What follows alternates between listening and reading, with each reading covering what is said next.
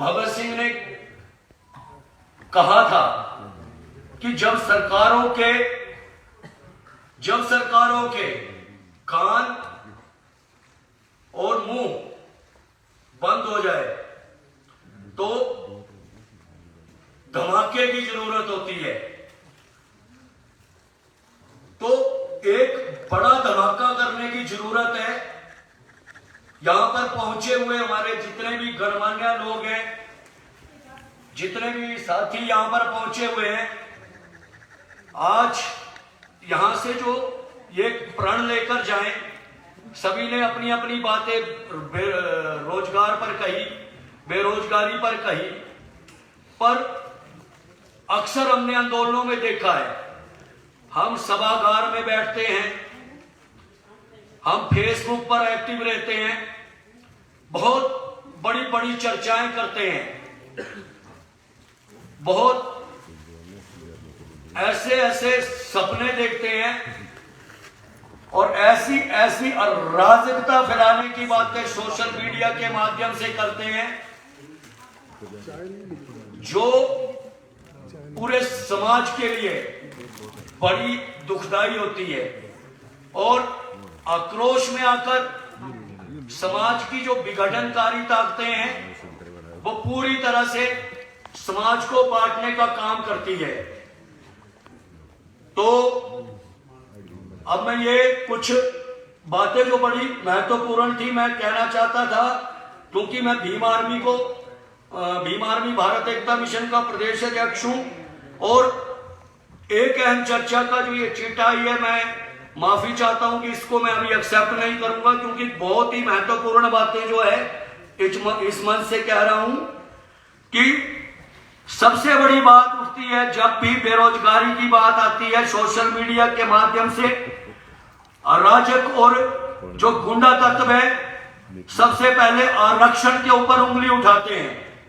तो मैं कहना चाहता हूं कुछ बातें जो मैंने कल रात को इसी विषय को लेकर लिखी थी, इसलिए मैं इनकी चिट को एक्सेप्ट नहीं कर रहा हूं, माफी चाहूंगा इन मंच के संयोजकों से।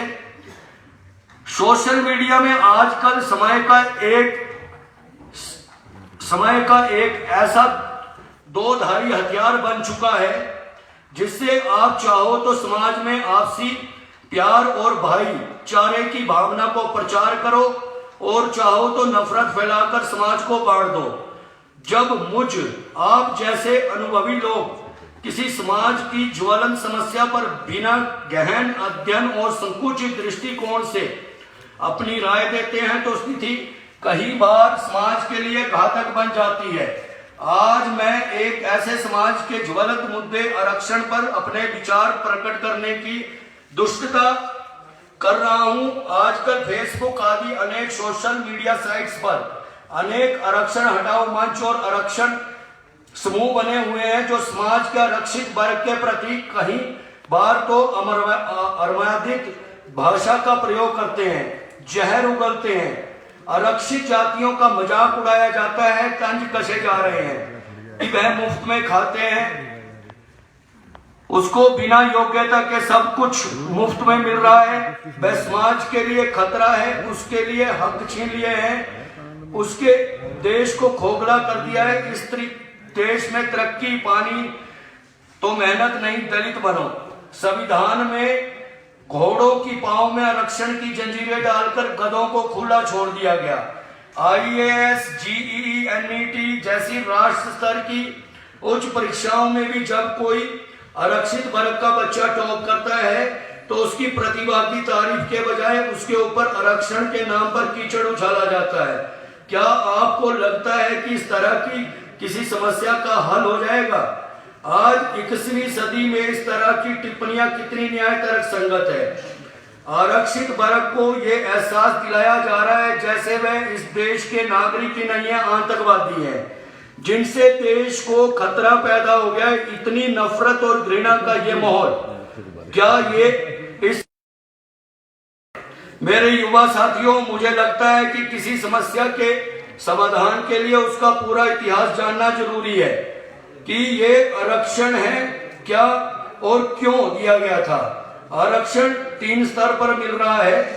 राजनीतिक स्तर पर सरकारी नौकरी में और शिक्षा में राजनीतिक आरक्षण किसी ने मांगा नहीं था।